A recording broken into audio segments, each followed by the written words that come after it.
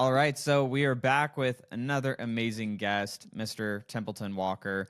And this is a guy that I've known for years, and he's been involved in multiple different businesses, and I really think that those listening are going to enjoy this episode from some of the similar beliefs that me and Templeton share around money and managing money as business owners, but also excited for Templeton to talk about some of the new things that he's doing. But before we go into all that, people are listening are like, who the heck is this Templeton guy? So hey, take us away. Let us know, like, what how did you get into entrepreneurship, and what's kind of been this journey from when you got started to where you're at today.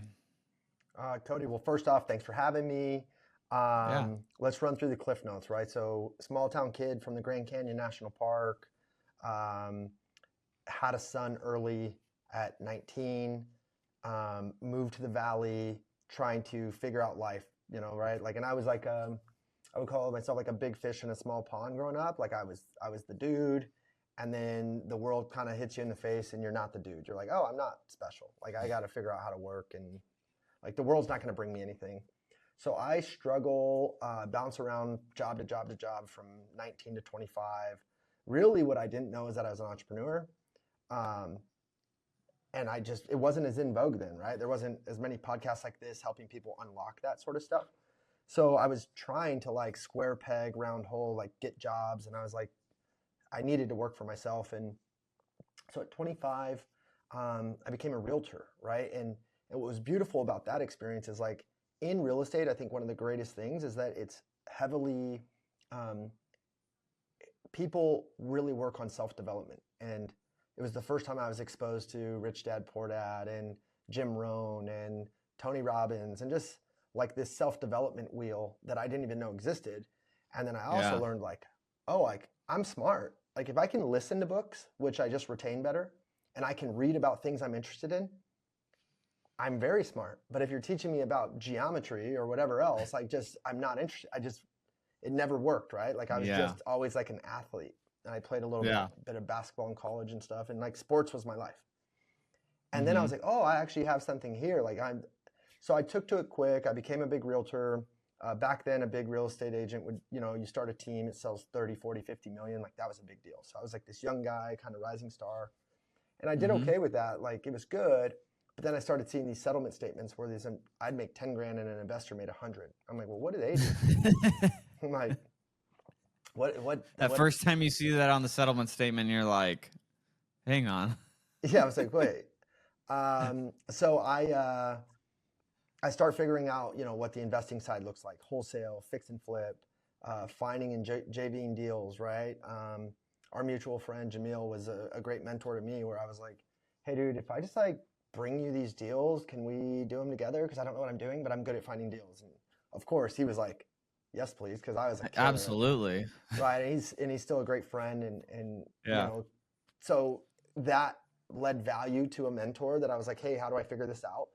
But what I did really well, Cody, is I didn't let go of the realtor thing. I think a lot of people feel like they can only be one or the other. So I had this two-prong approach when it came to real estate. So I still sold traditional real estate at a high level as I was doing the investing deals. So that kind of like started my first like vertical integration of the stack of two revenue streams. And then as I had enough money, I started lending money. And then as I had enough files, I joint ventured and started a title company, right? So like now the same lead or the same business could pay me 3 or 4 different ways, and then you you cherry pick some rentals and you start running the BRRRR strategy, which for me was like, how I start holding some wealth and reducing my taxes. And then you pick your head up and you're like, oh man, I've built like this little empire is probably the wrong word, but this great little flywheel of income and wealth creation for me and my family. So, that's kind of the Cliff Notes version of, and then that's grown into, I've written venture capital checks. I invested 300 grand into a cannabis testing facility 2 years ago, and I lost that 300 grand. I mean, I've done it right. I've done it wrong. But real estate is my main wheel. Yeah, no, and that's just part of the journey. I mean, there's lots of deals that I put money in that have went the wrong way. I'm curious, and I'd love to get into some questions around, growing and scaling and as you have in, the real estate space. But have you had very many times where someone else gets you to put money in a deal of theirs and it goes like actually as good as they said or better? I'm just curious. No, I really haven't done it a ton though. Like I've Yeah. always kind of been the if you had like general partner, limited partner, I've always kind of been the Hmm. GP, right? Like I was like the Yeah. driver of Controlling the journey. yeah, the few VC checks I wrote when we were all just like making too much money in 20 and 21 and 22. I thought I was like Bill Gates or something. I don't know. I was just writing checks to stuff. Um, some of them still exist. We'll see if they make a return, but like I don't know. Um, Yeah. everything that I've ever done well on, and I think I can speak well to for your audience, is like I know how to create cash flowing businesses that spit you 100 a month, right? Or 50 a Hmm. month, or like, hey, I know how to do that really well. But if Yeah. someone is trying to learn how to, um, scale a $10 million a year recurring revenue model and exit, I've never done that yet. But like, I know how to go create a value proposition that runs into a really attractive funnel that spits off really healthy cash flow. And then if you Hmm. go live on, I got 5 kids and my wife Denise, and we live like the exact life we want on probably 30 grand a month, which is a lot of money. Yeah. But Yeah. if you go create $1 million business, that spits you 83 a month. And Hmm. if you live the exact life you want on 30 a month, like you're free, right? Like then you Yeah. save and invest the rest and you put it into things and you buy assets. But like the formula is not that crazy if you can figure out how to like go make enough cash flow each month, which I've done. Yeah, yeah, no, super interesting. And the reason I was kind of asking on that because so for me, like anytime I've put money into someone else's thing that I wasn't a controlling party in, I've lost money every time. Like I was joking with a friend. I'm like, the Amazon store trend years ago. Lost money. I have in some stranded warehouse an Amazon store like 300 pairs of women's shoes still from like freaking 7 or 8 years ago of like someone selling me on this thing. It's all done for Hey, you. we'll And then use once your I bought credit it, card and you're going to get points and all the. I, yeah. So yeah, all those things. I was just curious. I like asking my friends on that, but I have not had good luck with it. yeah. So and that's where I'm like, okay, like so I have a new mentor that has been coaching me for a little over a year now. His name's Adam Coffey. With what you're building, and we'll get into that in a few minutes, but the book Empire Builder by Adam Coffey, I think you'd really get a lot out of. So Okay. he used to get hired I gotta from write private that equity note. companies to be the CEO and help fix these massive, hundreds of $1 million a year companies. And so he helped exit. He exited out of an HVAC company for over $1 billion and some big commercial laundry company for hundreds of millions of dollars. And he's kind of helped me refine my philosophy on like how I'm doing deals and like the types of deals that I'm investing in. And one of those is like, yeah, I don't invest in other unless I am going to then have control. Like I'm not investing in other deals anymore. So that was like a new philosophy for me. But I'd love to talk on just like some of like the money lessons because we talk about a lot on the show of like of scaling and all of that. But as you scale, like what are some of the lessons that you've learned that you would recommend to people that okay, they're getting up to a million, they're making and let's be clear, like a million in gross revenue, it's like maybe they're taking home a couple hundred grand, a few hundred grand, depending on the margins of the business and or the business model. But as people are starting to make more money, what are some of maybe they were either mistakes or things that you were taught that helped serve you well to live a great lifestyle with your family? Great question. So I would say if I could go back and just like tell my 25-year-old self, like just on the most basic level, like Yeah, if anyone's ever read a book called The Richest Man in Babylon, and the richest great man in book. Babylon comes back to town, right? And he's just coming off being like a slave and he owes everyone money and he creates a formula on how to create wealth, right? And the number one rule of that is to pay yourself first, right? And Mm, if I could have just always taken 10%, in the book they call it pence, take 10 pence out of every, yeah. and it's so true. Like if you just pay yourself first and go like classic. I like to call it my swan number, which is sleep well at night. If I have a little bit of money, Mm. that's my swan number. Mentally, for me, it helps me focus better. Like, I'm like, okay, I have my reserve account. God forbid my Yeah. family needs money. I'm able to operate in a better level. So I start with a swan number. So And that's that's just like, money you set aside in a reserve account for personal living. it is like, I shouldn't even touch it. It's like dead money. Most like financial analysts would call it underperforming money. Like, hey, that should be, no. I want it literally in a liquid, either high yield savings that I can get it out in 24 hours, or it's just straight up in like a money market checking or savings account that's getting a couple points. And it's underperforming, but it helps me sleep well at night knowing that I like to have at least a year of my family's bills. So you can Yeah. do the math on that. If it's a few hundred at least of like, Mm-hmm. if everything goes bad, I have some runway. Yeah. I so and when I first started, I didn't need a few hundred. I needed like 20. Like Yeah. I just whatever Yeah. it was, I needed some Yeah. runway so I could just like have peace of mind. Second to Mm-hmm. that, every dollar that comes into my ecosystem, well, the way I teach it is this wheel, and it's the wheel of money. Everything should drop into an asset first, and then your lifestyle, the asset needs to create a dividend or cash flow off of a rental or whatever it is. And then your lifestyle needs to fit off the dividend. So Mm-hmm. if you can't afford that car or that truck or that dinner out or that house off the secondary part of the wheel, the second derivative of the money, then you can't afford it. Because we all know active income is great, but it goes like this. So if your lifestyle creeps above what your active income is, or it creeps right next to it, you're actually not making progress. So Yeah. if I could just tell people to create a wheel and say, I have a rule that every dollar I ever create goes into the top of the wheel. And this is hard because maybe you don't make enough money to just like live off the dividend of 20 grand, right? Like, because the dividend on Yeah. that might be 200 bucks. So you're going to Yeah. have some sort of ratio. But if you can do that and start early, you can be free. The second part of that is Mm-hmm. keep your lifestyle low. A lot of the guys that want to work for me, or they're like, hey, Temp, I love what you do. I'm like, hey, what's your monthly burn? And they're like, well, I still live at home and I don't know, 2 grand a month. I'm like, bro, that's such a freedom, or 3 grand a month. It's a blessing. That's a blessing. I'm like, don't change it, right? Because if now that person can genuinely drop the money in the top of the wheel and create the dividend that covers their life inside of 12 months. Yeah. A couple good deals, and you can create enough cash flow that you're free. So now that you're free, imagine the way that you can show up, and now you can go do anything you're passionate about. You can create a YouTube channel on freaking fidget spinners if that's your favorite thing ever, right? Because you don't have to go make money. Yeah. And I have found when you're passionate about something and you love something, the money tends to follow.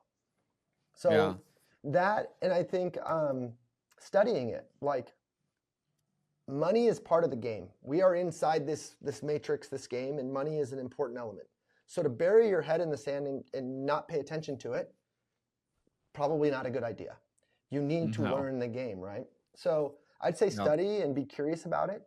And the last note that I would give on it is we all focus on making more of it when you should probably give close to as much attention on keeping it. How do you buy some assets that have depreciation that you can get your tax bill back? How do you get on a budget to make sure that you don't overspend? Like, just simple stuff. Yeah. Yeah. I think it's interesting because that is where a lot of people focus is, okay, how do I just make more money? How do I just make more money, grow? I mean, it goes even on the business side. It's like top line is vanity, and the bottom line profit is actual sanity for the business. And I think people get too overinflated and just like growing top line in their business, but then from what they're actually taking out, I've noticed that as a big trend, it's like as soon as people start making more, it's like they immediately are upgrading their lifestyle. And I think that it's like one of the books that I found to be really helpful for me was reading, I don't know if you've ever read Secrets of the Millionaire Mind by T. Harv Eker. Yeah. That's one of my favorites. And so I started using... He surveyed all the millionaires. Yeah. And so in that book, he talks about like the percentage allocations personally. And I started doing that when I was 21. so it's been 10 years that I've been following that same method, and I've changed the percentages, as income has changed. But I think, this, it's like having, having the ability to live below your means long enough until, you can grow it and really, change the way your lifestyle is if you really want to. But I remember being 21 till I was probably like 25 or 26 before I actually started like changing my lifestyle a little bit. And like, friends are all living in luxury apartments, and I was house hacking in like a condo, renting 2 bedrooms out. And I wasn't even having to pay the mortgage because my friends were paying the mortgage, and I was just rolling the cash into the business. And it's like, but most people don't do that. Like they won't like, they want to have the stuff or the things that, make them, I don't Cody, know, makes them feel I good. can't tell you how many people. One of the best compliments I ever got is, do you know who Devin Burr is, Mr. Burr, the whole Yeah, life actually, insurance posse? that's super funny. Yeah, we're going to dinner with them on Saturday this So week. Yeah, he's a great friend. He's a great friend and a yeah, great human being. But he yeah, was selling mortgages at the time, was miserable doing it, and had called me and was like, "Dude, can I do a ride along? Because whatever you're doing on Instagram seems awesome." And I'm yeah, like, "Sure." And so he rides along with me that day. I wholesale a deal that day. I make 15 grand. I'm doing it in a fun way. I'm just like driving around. At the time, I had a new Toyota Tacoma. yeah. Um, but I was like crushing. I was netting over $1 million at that point for Yeah. sure. And he gave me a compliment. Like he thought it was like, he goes, "Hey, I don't want to offend you," but I took it as a compliment. He goes, "Had I guessed, I would have thought you made 100 grand a year.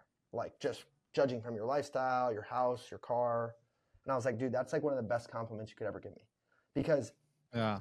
I just, and I'm good. Like if I have my wife and my kids and my health, my cold plunge, my sauna, we have good vehicles. They're not crazy, but like I mean, my wife drives a $100,000 Denali XL long, Yeah. because it works for the family. But it's not Yeah. because it impresses anybody. It's because Yeah. it's a good fit for us, right? So I don't know. Like Yeah. I just think like people need to realize that no one actually gives a shit about the stuff you have. They care about No. the way you make them feel. They care about Yeah. the way you share memories and moments and you show up as a human being. And if you Hmm. love cars or if you love fancy, okay, great. But Yeah. no one else actually cares. Yeah. Yeah. It's funny because I sold, I had my Huracan for a couple You years, just and like sold it, I've always right? been yeah, I've always been a car guy, and it really just comes from like when I was little. My grandpa used to fix up cars, and so I'd go to car shows with him every summer. I was going to car shows, like my whole childhood was doing that, and so I always had an affinity for cars. And I remember, I'd go to car shows, and it's like you have the old school cars, which is what my grandpa would work on, and then you'd see like the new stuff, like Lamborghinis and Ferraris and stuff. And I'm always, I was just like, oh my gosh, like that was so cool, like one day, right? And so Yeah. it's funny because for me, like I probably could have done better of like trying to market the Huracan, but like I just like driving it, and like I had fun with it, or like the Turbo S I had before. And me and Devin are like, we talk about the car stuff because we just like cars. Like we're just like, it's fun, we have a good time driving it, but it's not a thing where it's like, oh, I need to buy this thing to like It's not present I, out. it's not for anyone else, Cody. It's for you. Like that's what I love. Yeah, So I've never been the car guy, but my 18-year-old yeah. now who's headed to play college football loves cars. My 14-year-old loves cars. And Mm-hmm. I've now, I don't know why it's doing balloons, sorry. I have now, um, I bought like this little E46 M3 that my 14-year-old just freaking loves. I don't know about Yeah, cars, but it cost me yeah, 15 grand. It's freaking yeah, sick. It's this little 6-speed yeah, manual. We're having a blast. So like I'm getting into it in my own way, but yeah, it's because it connects with my boys who I want a yeah, connection with my sons. You know what I mean? And I think what you're yeah. describing is like you go back to your thoughts with your grandfather and you I go back think to like that is what's part of important to it. you. Like Yeah, that's like awesome. I like yeah, and it was like my grandpa and my dad, it was like racing go karts and like car stuff, like being young. So I think it's just like, yeah, it's that connection point there. But it is interesting, and but it's also like doing those things at the right time, like getting Can you afford it? not yeah, not getting over leveraged. I mean, what are your philosophies on that of like, hey, like if you're gonna buy a car, like are you full like Dave Ramsey of like you need to buy your cars cash, or is that you should buy, certain percentage down payments and it should be only a certain amount of your income. Just because there's people listening and it's like giving some people some ideas of what they could be doing differently. I'm probably like the worst person to ask about cars because I say I don't care about them at all, but then I always tend to trade them in. And I've mostly used Section 179 of the tax code because my CPA will say, Yeah. hey, Temp, you've made really good money this year. You could write an extra 90 grand or you could buy that truck, right? So I'm like, okay. But I've never bought anything like too crazy, but I've just used it to like reduce my tax bill. And Mm-hmm. I've done it with a payment. Like even if I have the cash, if I'm reducing the tax bill, if I buy the car on payment, I still get the tax Mm-hmm. benefit. Yeah, yeah. So I've had a truck payment on both of our vehicles, whatever, we always have two good vehicles. I've had payments on them. And then we've upgraded them every year or 2 years based on what the CPA is saying, hey, you should maybe do this. Yeah. But it's a struggle because I have learned that I have kind of these two modes. I call it my mogul mode and my monk mode. Monk mode Yeah. wants to like live in a van and like practice the fire movement and like get in my sauna and breathe and just live off cash flow and just be zen. And then mogul mode is like he's a dog, right? Like it's top line revenue, it's net revenue, Yeah. it's sales. Yeah. And sometimes like they get conflicting because it's hard to like if you're going to really go play mogul mode, then you need to go play the strategic tax game. You need to go do all that. If you're going to go into monk mode, live on cash flow, then you should probably just pay off a vehicle, enjoy it, and be done. You know what I mean? Yeah. So it's actually hindered me at times because I've had too much of a roller coaster sometimes of like general ideology of like what I'm trying to achieve. Yeah. That's interesting because I know I struggle with that. So I am, a lot of entrepreneurs don't like him, but I am a fan of Dave Ramsey. And if you've ever listened to his Entree Leadership podcast, his leadership content is fire. Like amazing leadership advice on that. But I don't agree on all of the financial things that he thinks that you should be doing, but I do go back and forth on that too, like like you say, the mogul or monk mode, where I'm just like, man, like I think about like with like the real estate that I have or like the businesses. I'm like, if I just sold everything, like I could just live off of lending and do like the same lifestyle that we have. And like I go there, and then I'm just like, I'll talk to Hayel, my wife, and I'm like, I don't know. And then she's like, you'll just get bored and then start another business or buy a business or something. And so Cody, at 31, I like worked so hard. I was like really into this fire movement and trying to be financially free. And I worked really hard to have my cash flow off my rentals pay for my lifestyle. So I was like keeping our lifestyle at like 12 grand a month, which was really hard for a family of 5 at the time. Now there's 7. Yeah, that is tough. Yeah. That was hard to do, but I did it, right? And I was like free. And I was like, I'm done. Like I'm a genius. Dude, I was still running businesses that required capital. I was still flipping homes that required capital. The 12 grand in rent just felt like another 12 grand check, which at that time was not that much money to me. It did not feel like freedom at all. And my wife, after like a week or two, was like, you need to get out of the house. Like you need to go sell something. You are better when you are like hunting. And I think I've learned, and so my cash flow and my financial freedom has even grown from there. And I still don't think I'll ever be done. Like I need to go hunt and kill something at least 4 or 5 hours a day. I don't want to go work 50 hours a week. Like I was in the pool with my kids this morning. As soon as we're done with this podcast, I'm going to go get back in the pool with them. I'm taking little Tempe to soccer tonight. I don't miss any of that, but I show up better. I show up better in that version, like at home dad temp. I show up better when I get my wiggles out. I need to go hunt and kill something and come home like a proud papa. Like I'm the man. I provided, I just show up better. Yeah, I really like that. And that's, I talked to Hayel about that. It's just like, it's like, what does that ideal version look like of of the work during the week versus the time spent doing other things? And I think I'm similar in that way where I couldn't just stop. Like if we go more than a couple days without me working on something, like it's not that like I'm like, oh, I need to work. It's just like I get excited about stuff and I just get ideas and I'm like, I want to go tinker and like Yeah. work on something or fix something, or I don't know, it's Yeah. just like I just want to, just get enjoyment out of it. So there's a book actually, and this is for everyone listening, a really interesting one that I read recently, but it's called Die with Zero. Have you ever heard of that? Yeah. Bill Perkins. Yeah, have you read it? I've read it and it's good. And Dude. it has a lot. I don't think I'm like 100% with him, but I think I'm like 80% with him. And Yeah. and one of the philosophies he talks about that I love is like there's seasons of life where these tokens that you have spend really well. And then there's other seasons of Yes. life where these tokens like don't matter. So like Yeah. skiing the Alps or Yes. wakeboarding with your kids when they're young and being with them.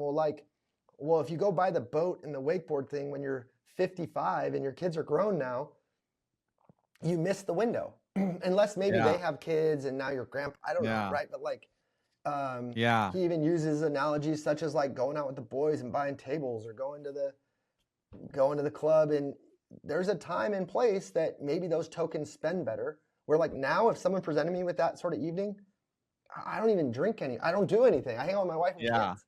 Like I'm like, Yeah. well, do you want to come over and cold plunge and sauna and talk about business? Like that's what I like Yeah. doing. So Yeah. there's seasons. I think so I listened to that. I had a friend that actually had on the podcast a few months ago.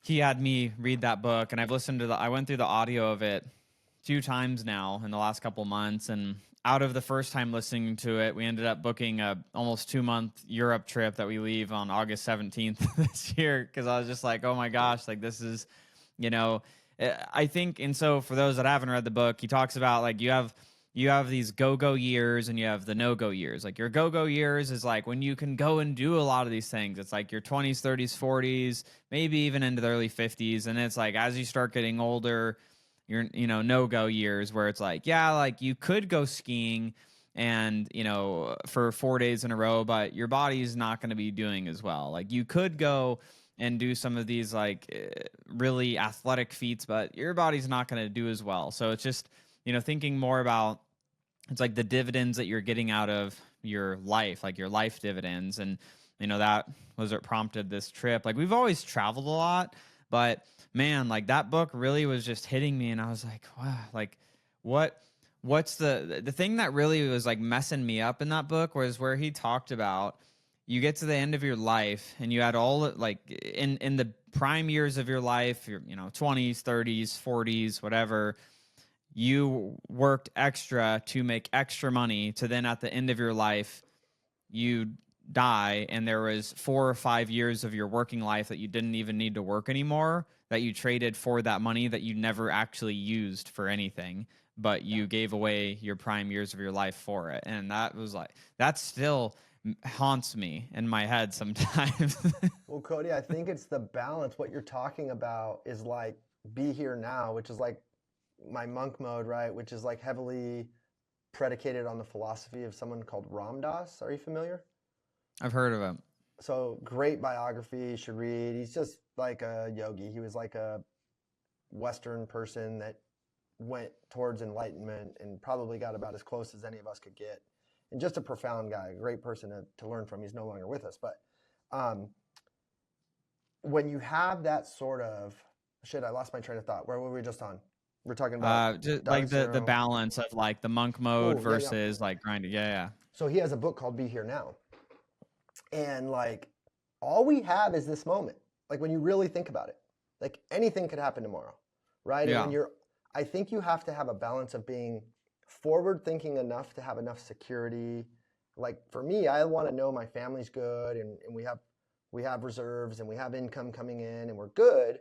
But also what I've also learned is when I go have a big month, nothing really changes. We're already eating the best food and we like our cars, we like our house,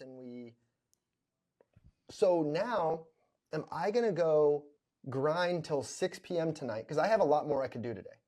But as soon as we're done, I'm going to go get in the pool with the kids. I have a lot more I could do today. And I'm probably leaving some money on the table.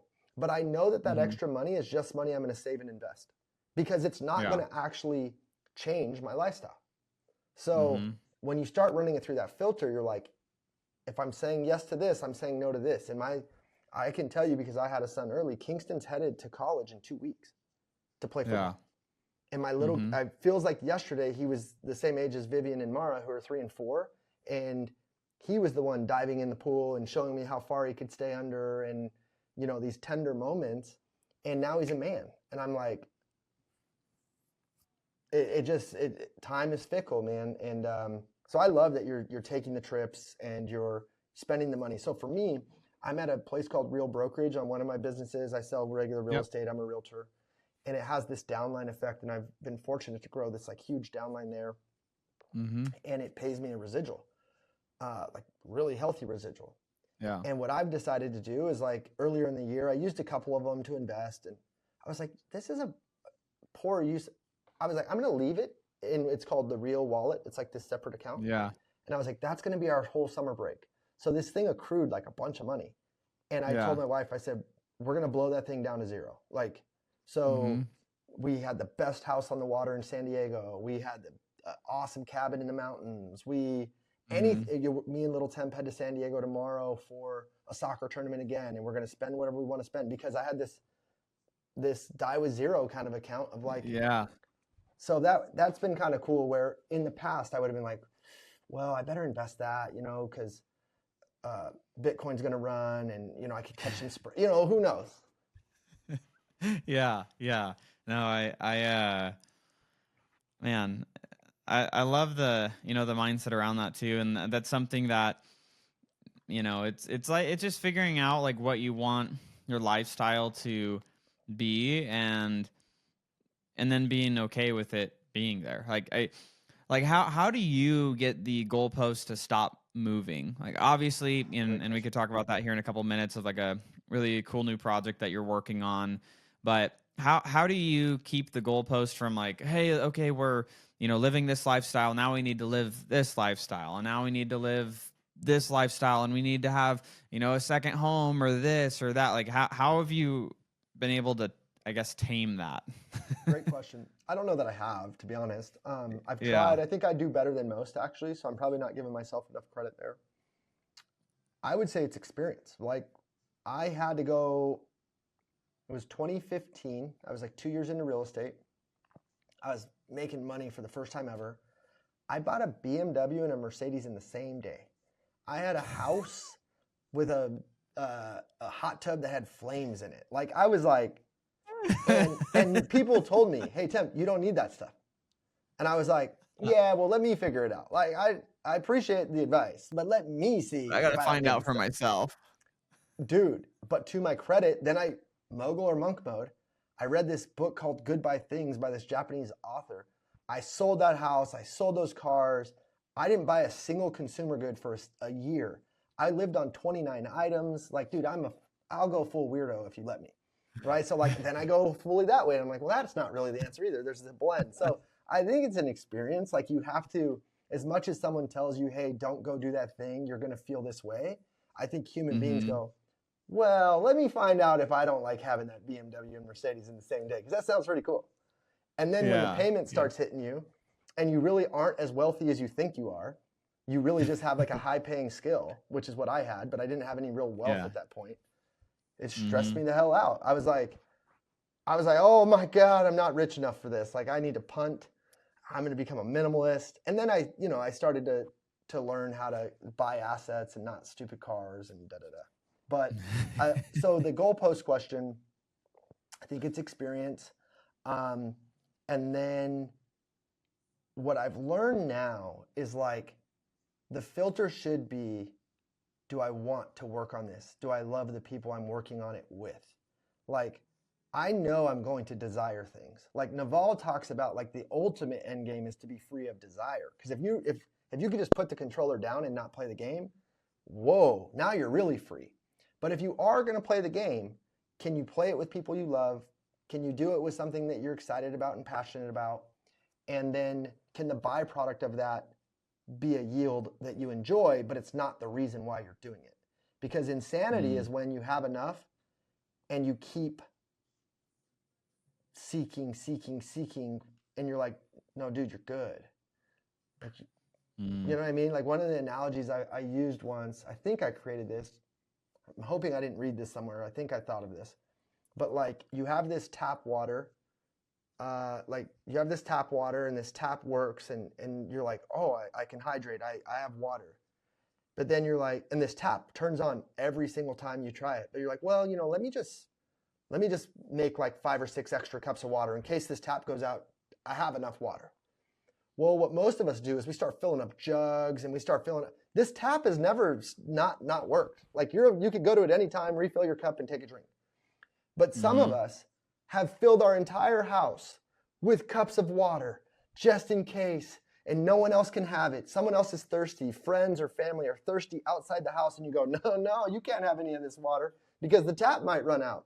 And that's what money is for a lot of people, is it's this scarcity mindset around, this is mine, you can't use it, I worked hard for it, the tap might run dry, and I need a reserve bigger than I could ever even imagine.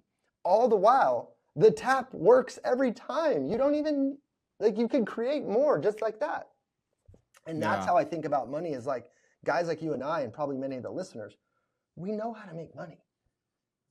So why are Mm-hmm. we acting so scared brain around, I have to hoard this? I mean, you need to be responsible. I like having a SWAN number. Yeah. I like having cash flow. But at the end of the day, you know, I've been able to help retire my parents, and that feels really good. I'd rather have that than, you know, the whatever car or whatever. You know what I mean? Like I've Yeah. gotten really good at figuring out how to turn on the tap, and I'm happy to share it with those I love most. Yeah. I love that. And so for those that are listening and that's, they're like, that makes a lot of sense. And that's probably some changes that people, should be considering in their life. And then there's those that are listening and they're like, yo, like I'm listening to this in the car on the way to some job or whatever the thing is that, for their business, and they're just trying to get it and, maybe they're working towards their first million, couple $1,000,000 a year in revenue for their business. What are some of the things that, I guess industry agnostic of, like, whether they're in real estate or whatever they're doing, things that you find can help people go faster on their journey to get into that maybe first million? Maybe they're doing 6 figures, whether it's whatever space, but they're trying to get to 7 figures plus. Like, what are some of the things that you find time and time again that if people are doing more of, is going to get them there faster? Okay, I'm going to give you 3 things very actionable. 1, find a mentor that's doing exactly what you want to do. If you can, figure out how to bring them value.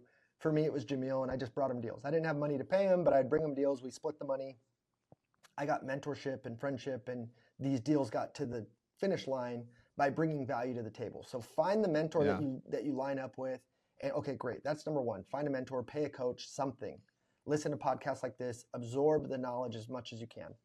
Number 2, you have to be self-aware enough to say, let's use realtors, for example. If you have 100 realtors lined up and you don't know anything about any of them, why would you stand out? What makes you different? What makes you the person that someone would point at and go, you? And that's called marketing.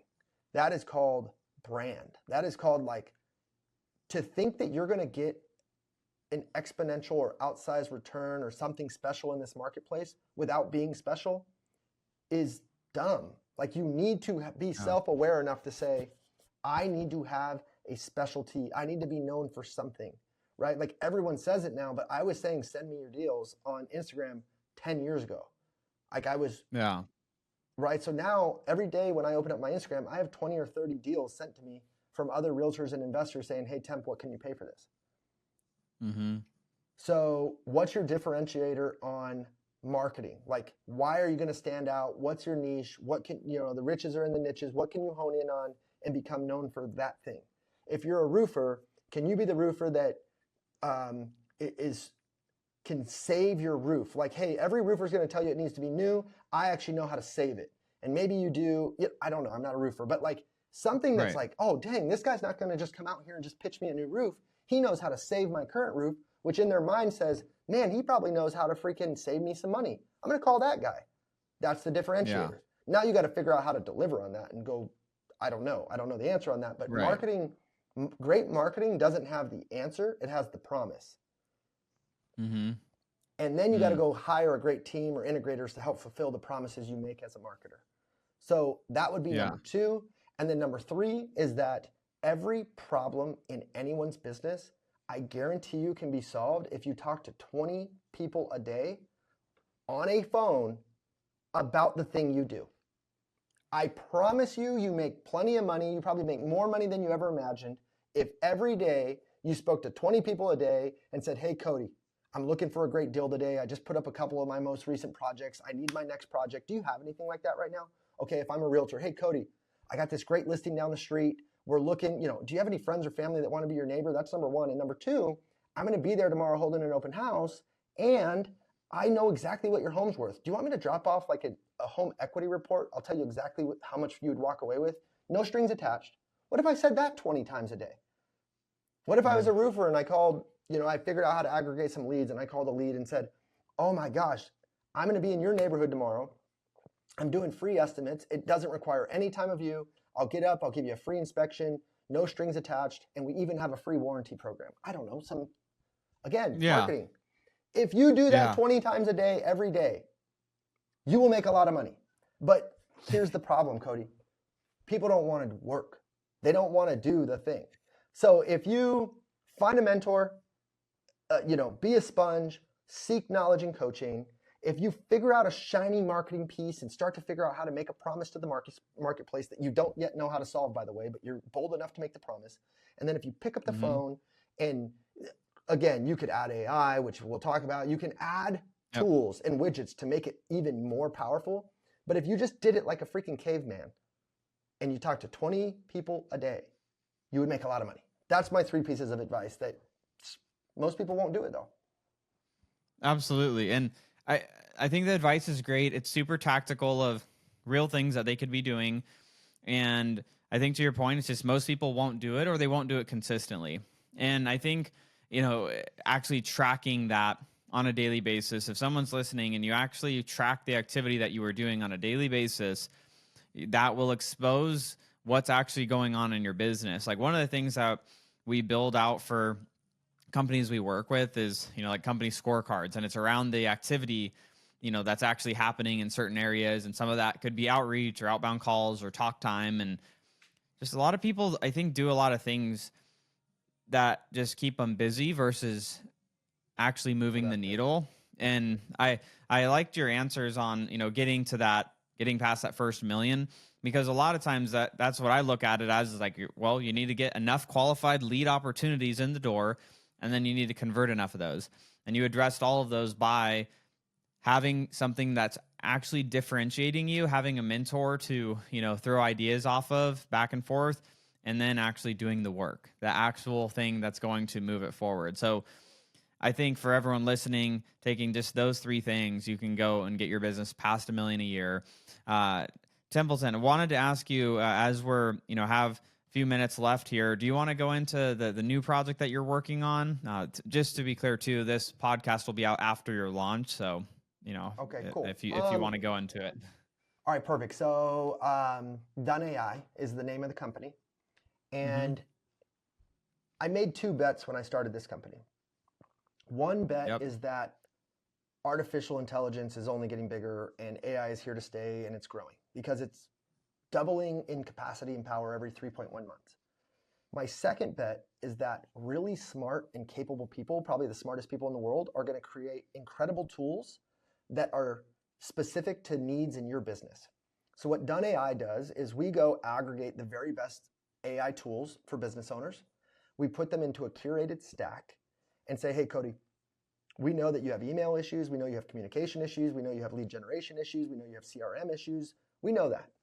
And we have found the greatest tools that exist from the best minds out there, and we've put them into a stack. And not only did we find them for you, and we know they're the best tools for you as a realtor, and this is specific to realtors, by the way, that's my niche.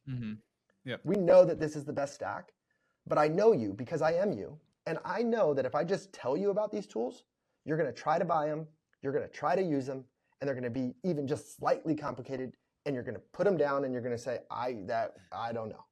Put this APN into this Zapier, and you're going to close the computer and you're going to walk away slowly, and you're going to be like, I don't know. Yeah. I know that.